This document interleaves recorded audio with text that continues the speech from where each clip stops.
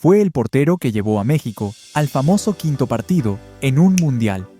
Ostenta el récord de recibir solo 2 goles en una Copa del Mundo con la selección. Sus voladas, sus acrobacias bajo los 3 palos, quedaron marcadas en la memoria de millones. Pero todo ese éxito se fue apagando. Tragedias familiares, pérdidas irreparables y un consumo excesivo de drogas lo llevaron a tocar fondo. Más de 20 cirugías de tabique no pudieron reconstruir lo que el dolor ya había destrozado.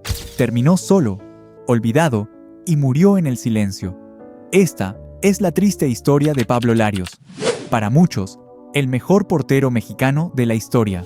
Pablo Larios Iwasaki nació un 31 de julio de 1960 en Zacatepec, Morelos. Su apellido japonés venía de su madre, descendiente de inmigrantes, pero su sangre ardía como la del más aguerrido mexicano. Desde chico, supo lo que era ganarse el pan con el cuerpo. Ayudaba a su padre en la tienda de materiales de construcción, cargando bultos de cemento, entre polvo y calor. Su infancia no tuvo lujos, ni descanso. Jugaba al fútbol entre piedras y tierra, con lo que hubiera, y si había que hacerlo descalzo, lo hacía sin chistar. No tenía padrinos, ni contactos, ni nadie que le abriera puertas. Solo sus reflejos, sus saltos y una rebeldía que no conocía límites. Se pasaba las tardes volando por el aire en canchitas improvisadas, soñando con que algún día alguien se diera cuenta de lo que podía hacer.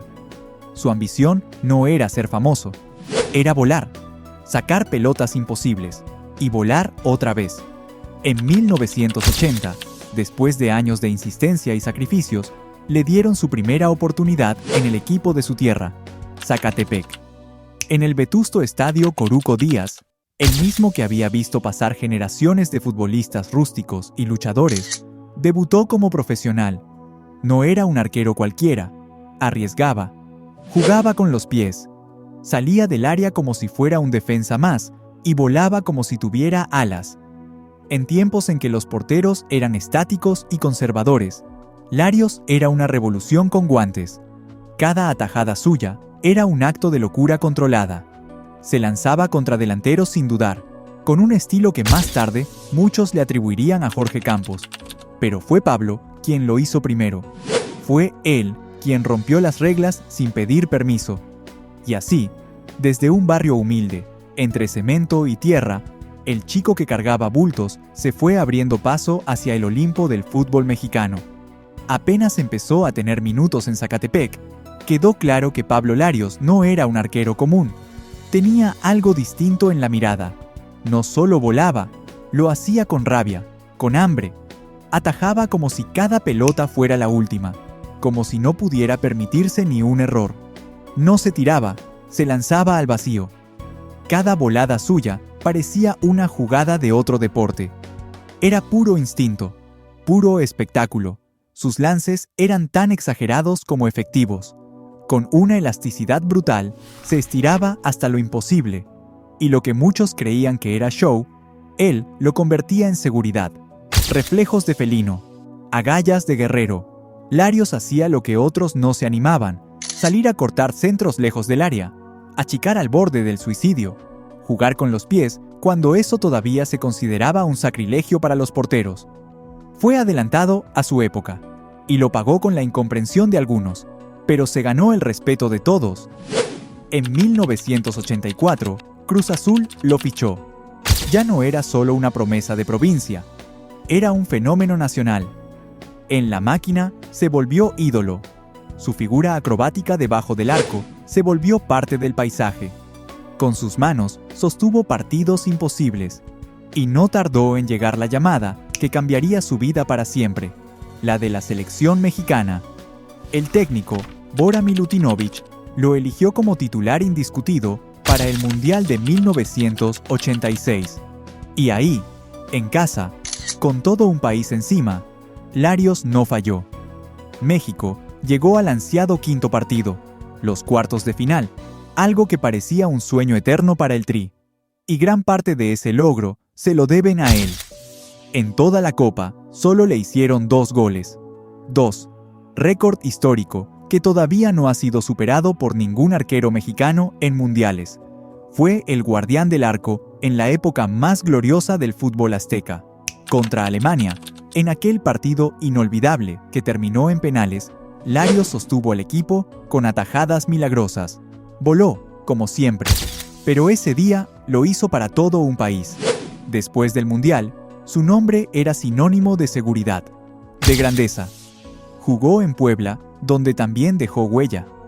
Y más tarde en Toros Neza, ese club excéntrico que siempre le vino bien a su estilo desafiante. Nunca fue políticamente correcto. Nunca buscó agradar a todos. Solo quería defender el arco como nadie más lo hacía. En su mejor momento, fue uno de los jugadores mejor pagados de México.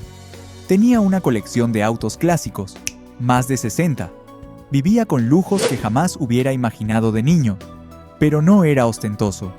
Larios seguía siendo el mismo tipo humilde, reservado, que prefería hablar con atajadas. Sus compañeros lo admiraban, sus rivales lo respetaban, la afición lo amaba. En una época sin redes sociales, sin cámaras en cada rincón, Pablo se convirtió en leyenda por lo que hacía en la cancha, no por lo que decía afuera. Y mientras su carrera subía como un cohete, nadie imaginaba la tormenta que se venía, pero como dice el dicho, todo lo que sube, termina cayendo. Y a Pablo Larios, la vida le quitó lo que el fútbol alguna vez le dio. En 1999, ya retirado del profesionalismo, con los guantes colgados y los recuerdos brillando, llegó el primer golpe. Su padre, aquel hombre que lo había enseñado a trabajar desde niño, murió. Y no habían pasado ni 2 meses cuando la tragedia volvió a tocar la puerta. Su esposa también falleció. 2 pérdidas brutales, casi seguidas. En silencio, Pablo empezó a apagarse. El arquero que lo había enfrentado todo, penales, delanteros brutales, estadios llenos, no supo cómo parar ese dolor. Porque no hay técnica, ni reflejo, ni volada que te salve del vacío que dejan los tuyos cuando se van. Se encerró, se cayó, y comenzó a buscar alivio donde nadie lo encuentra. La cosa no terminó ahí. 3 años después, el horror volvió a golpearlo sin piedad. Su hijo mayor, de apenas 19 años, decidió cruzar el río Bravo como indocumentado para ir a ver a su novia a un concierto en Estados Unidos. Pero nunca llegó. El agua se lo tragó, se ahogó, y con él se fue una parte del alma de Pablo. Poco después, también murió su hermana. Y como si eso no alcanzara, su hija fue secuestrada. Una seguidilla de golpes imposibles de asimilar. La tragedia no lo soltaba, lo acorralaba, lo destruía. Y así, en silencio, Pablo se rindió ante algo que no se ve en los partidos, pero que destroza igual: la tristeza. Empezó a consumir cocaína, primero como escape, después como dependencia, luego como condena. Lo que el fútbol nunca pudo quebrar, la vida lo hizo pedazos. Porque a veces no hace falta un error en la cancha para perderlo todo. A veces, basta con que la realidad te aplaste de golpe y no tengas cómo pararte de nuevo. La dura caída. Después de la muerte de su hijo, algo en Pablo Larios se rompió para siempre. Como si todo lo anterior, la pérdida de su padre, su esposa, la tragedia tras tragedia, hubieran sido golpes que resistió por orgullo, por costumbre. Pero lo del hijo fue distinto. Lo desarmó, lo vació por dentro, y a partir de ahí, lo que vino fue una caída sin red, un descenso lento, pero devastador. Pablo ya no era el arquero que todos recordaban, ni siquiera físicamente. La adicción a la cocaína, que había comenzado como una vía de escape al dolor, se volvió una sentencia. Empezó a consumir cada vez más, sin control.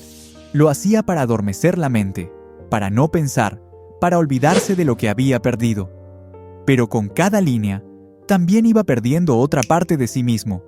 Su nariz fue el primer aviso de que ya no había vuelta atrás. El tabique nasal colapsó completamente. Se le formó un hueco visible en el rostro, y aunque intentó repararlo, las más de 20 operaciones a las que se sometió no lograron devolverle el rostro de antes. No solo estaba desfigurado, estaba marcado, estigmatizado. Ya no era el ídolo del Mundial 86, era el exarquero desfigurado por la droga. Su imagen en la calle generaba debate. Había gente que lo miraba de reojo. Algunos ni siquiera lo reconocían.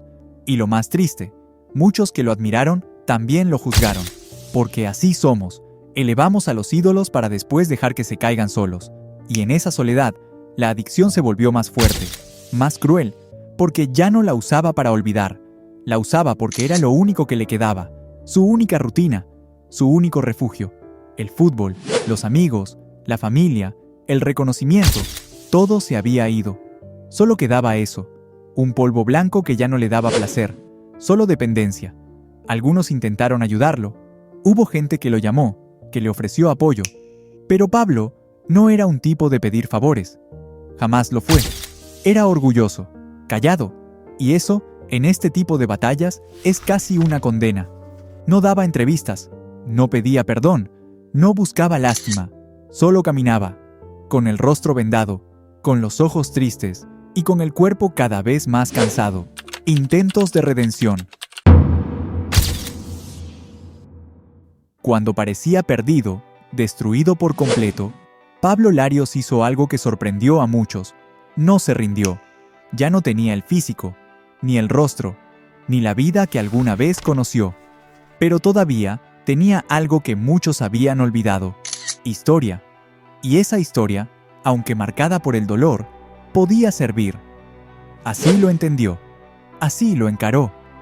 En los últimos años de su vida, Larios empezó a recorrer escuelas, canchas de barrio, centros comunitarios. Iba a contar su verdad, sin filtros, sin vergüenza, con el rostro lleno de cicatrices y una voz cargada de dolor, pero firme. No hablaba como un exfutbolista, hablaba como un sobreviviente. Contaba todo: cómo fue llegar a la cima, lo que se siente atajar en un mundial, la gloria de escuchar un estadio coreando tu nombre.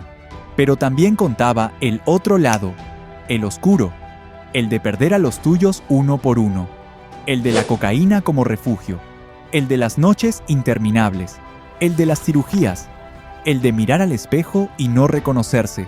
No buscaba lástima, buscaba conciencia. Si podía evitar que un solo pibe terminara como él, valía la pena exponerse. Se paraba frente a jóvenes que muchas veces no sabían quién era, hasta que empezaba a hablar. Entonces, lo entendían todo, porque nadie mejor que él para advertir lo que la droga te arranca. Nadie mejor que alguien que lo tuvo todo y lo perdió por completo.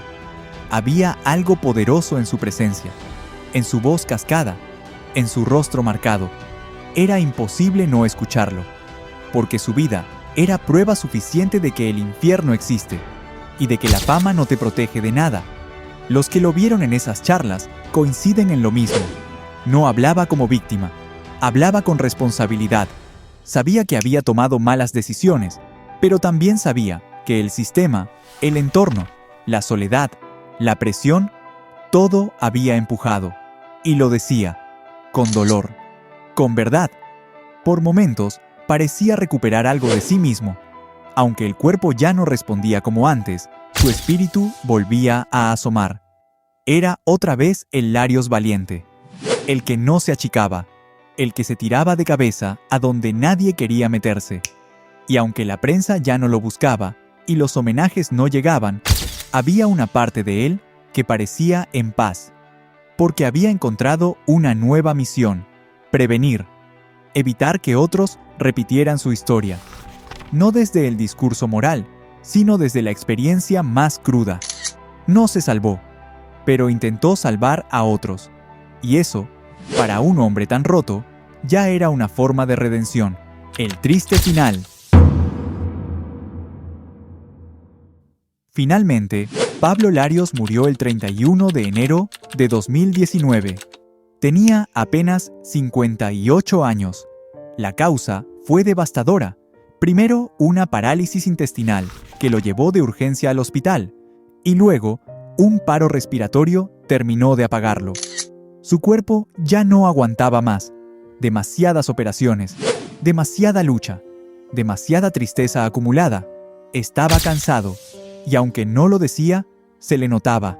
Falleció en Puebla, lejos del ruido de los estadios, lejos de los flashes, lejos del lugar que alguna vez lo tuvo en lo más alto. Y lo más doloroso, murió sin gloria, sin homenajes nacionales, sin portadas, sin que el fútbol mexicano reaccionara como debía ante la pérdida de uno de sus arqueros más importantes. Lo despidieron excompañeros, algunos periodistas que todavía lo recordaban con cariño, y unos pocos hinchas fieles. Pero no fue el adiós que merecía, porque estamos hablando del arquero que llevó a México al quinto partido en el Mundial 86, el que tiene el récord de menos goles recibidos por un mexicano en una Copa del Mundo, el que cambió la forma de atajar en este país. Se fue en soledad, como vivió sus últimos años, sin ruido, sin escándalo, sin reconocimiento real. Un final sin justicia para un tipo que, aunque se cayó 1000 veces, nunca dejó de luchar. Y ahora te pregunto a ti, que viste todo, que conociste al arquero, al hombre, al caído, ¿crees que Pablo Larios fue responsable de su caída o simplemente lo dejaron solo cuando más lo necesitaba? Podemos decir que la vida de un futbolista de élite está llena de triunfos, pero también de caídas. Lo verdaderamente importante es ser perseverante y tener metas claras, tal como es el caso de Rafa Márquez, quien tuvo que superar innumerables obstáculos para llegar a la cima. Si te interesa conocer esa historia inspiradora, te la dejo por aquí. No te la puedes perder, en la cual repasamos tanto su carrera futbolística como su vida privada muy entretenida.